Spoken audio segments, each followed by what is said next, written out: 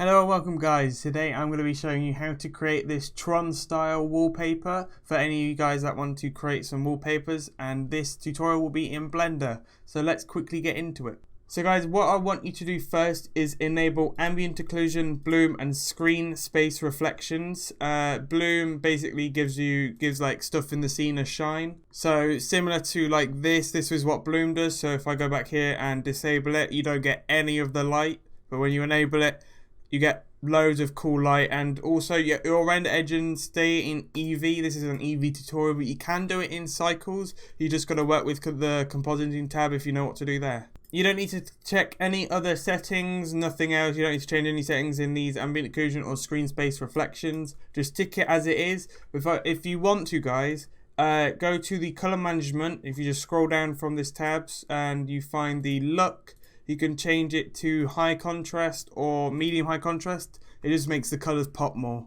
So starting with your scene, you'll have something similar to like this, but all I guys want you to do is click A and then delete. You just click X and then delete. So next, to get the Tron style like gridded glow, just click Shift A, add in a plane. So if something happens like this, because I've got loads of add-ons on, just scroll up and you'll find plane. It's at the top of mesh.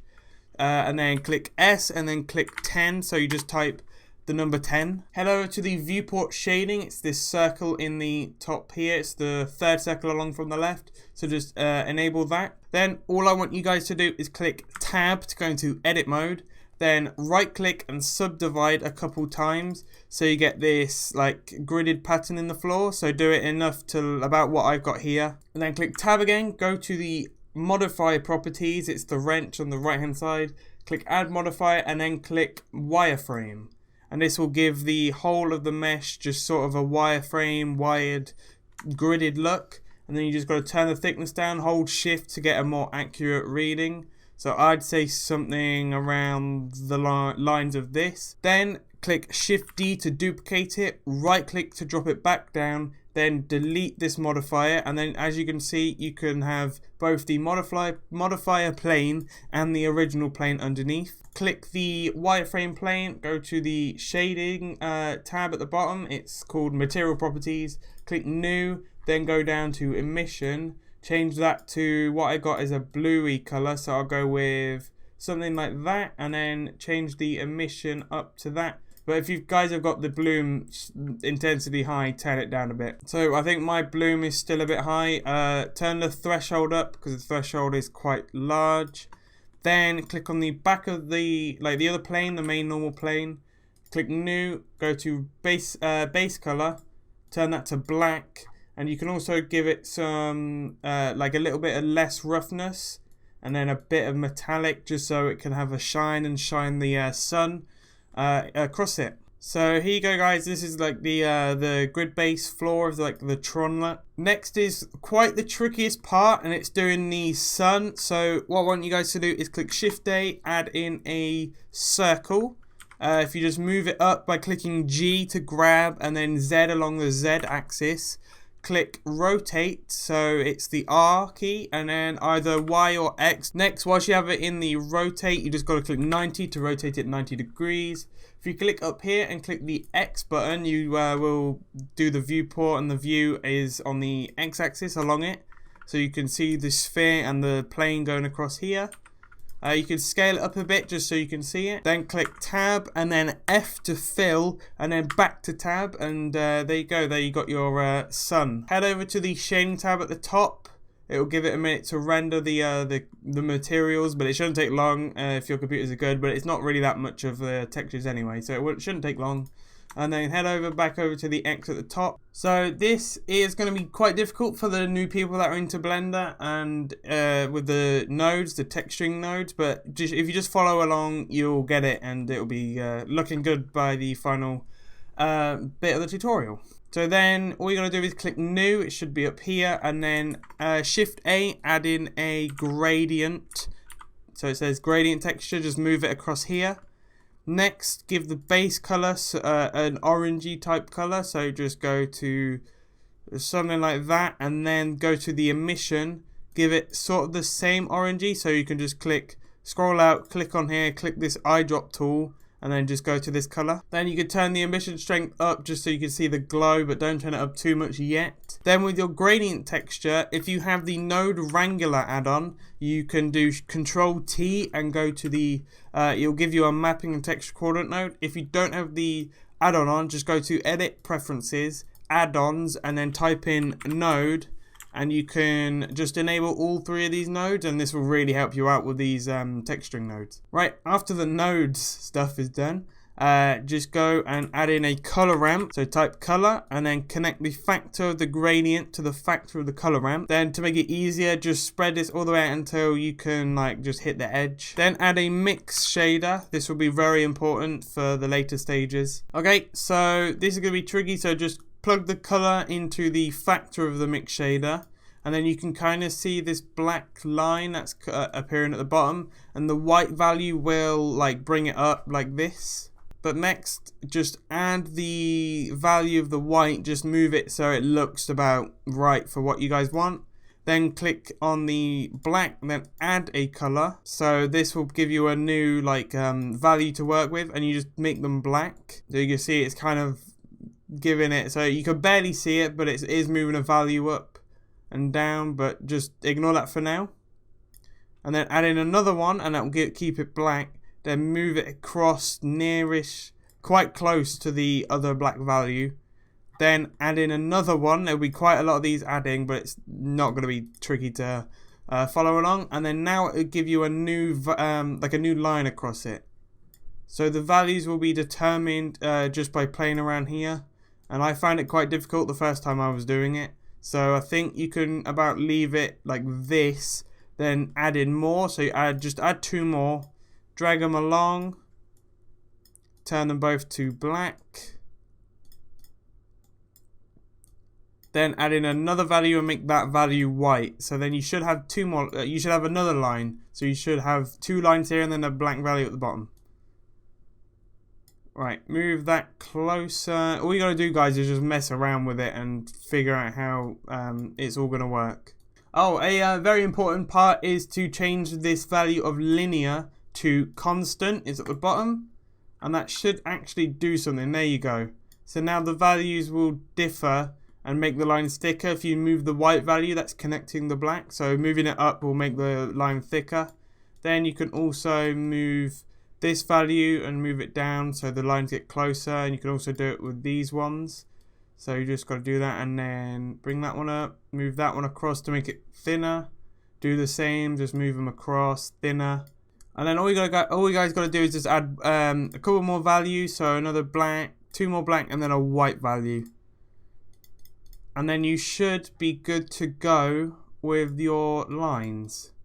And there you go, guys, there's your black lines. They're just like, it's just a simple texture coordinate that I figured out. Then just move it somewhere in your scene, just move it out like in the middle of your like plane.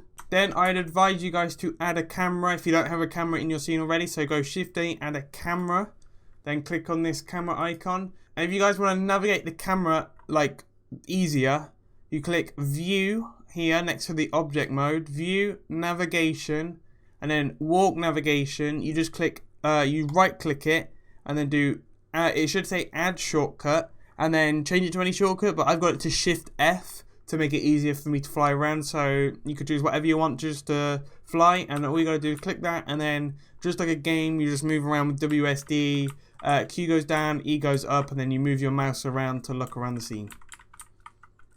Right, then position your camera sort of in line, but if you want to get an exact value, just change these values. So I'm on the y-axis, you can change that to 0, so it would be exactly in line with the y-axis. Then you can do the rotate values and stuff, so I'm going to go 90 degrees so it's exactly lined. Next, move your sun down, scale it however you want, however it feels and looks good for the scene. Next, we are going to make the landscape. So it's easy, go back to layout, just move your camera back to the center of the origin.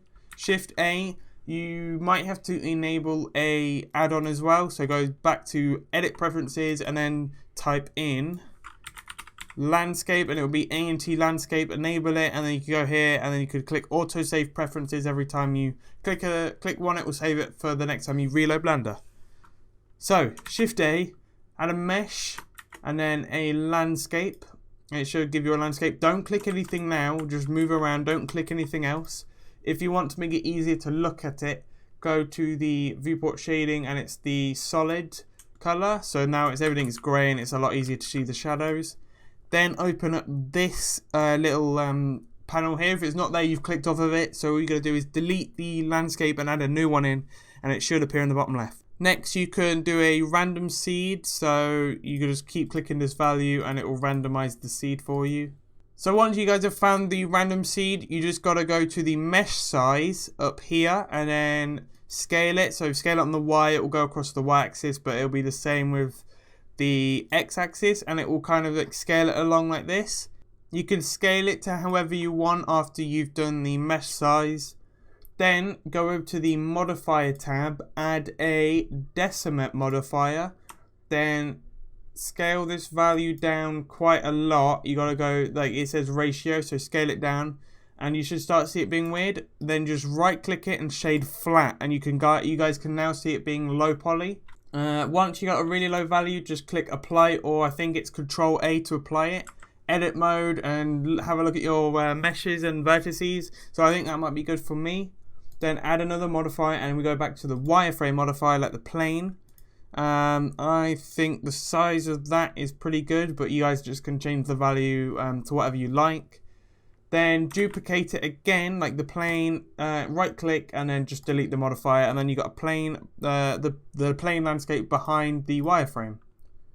Then if you want a new color, a different color, just go to here and then go to the color you've already selected for the plane. So it should be a blue color if you chose blue, but whatever emission you have. So click on that, click the number 2 or whatever this button is here, that should have a number on it, it might be 2. Just click on it, it will add it in as a new material, then change it to whatever you want. So I'm going to change it to pink. Let's see what that looks like. I think that's pretty good. You can change it to any other pink you want, but a light pink seems good for me. Then grab both of them, scale them, and I think that should be good for now. I think the bloom intensity is still quite high, so let's just turn the intensity down a bit. So guys, if you haven't already, save your scene wherever you want, pick a file. If you have a D drive, save it into your D drive and then leave your C drive, which should be your SSD if you have one, free for games and stuff, and it just saves a lot more space. Then click on the plane with the black texture on. It should just be the normal plane. And what I guys want you to do is head over to the shading tab again, head back to your camera, then add a noise texture. Then move the noise texture down and add a bump node. So Shift A and then type bump, and then connect the factor into the height and the normal into the normal of the principal shader. And you should see something happen in a minute. There you go, and it will give the floor kind of a wavy bumpy texture. And then you can either turn the detail up to give it more like of a variation and more detail really, or you can just turn it up a tiny bit and it will give it some little waves. You can turn the roughness up, and as you see that it changes the values on the screen. Distortion will just distort the whole thing, but I'm gonna turn it up probably a tiny bit. Then I'm going to mess with the values, so I'm actually going to turn this down a bit and make it more of a pink, because it wasn't quite a pink color. Yeah, there you go. That's really perfect for me. Then to get the effect of the world and the sky of the stars, head over to the object. You're still in the shading tab. Head over to the object and change that to world. Then come up here, add a color ramp and another noise texture. Shift A for both. Factor to the factor, color to the color. Turn the world to, well, you don't need to turn the world to anything. So just move up the black value up till about there, and then scale. And as you can see, it's starting to give some stars in the sky. But you can also just change it. Obviously, that will give it more white. And then if you turn this, it will get less white and more black. So less white is good. And you can also define the stars more, so they don't have, it kind of doesn't fade them. Then you can turn the world strength up to give them more glowing, but I'm actually going to give it less stars, like that. There you go.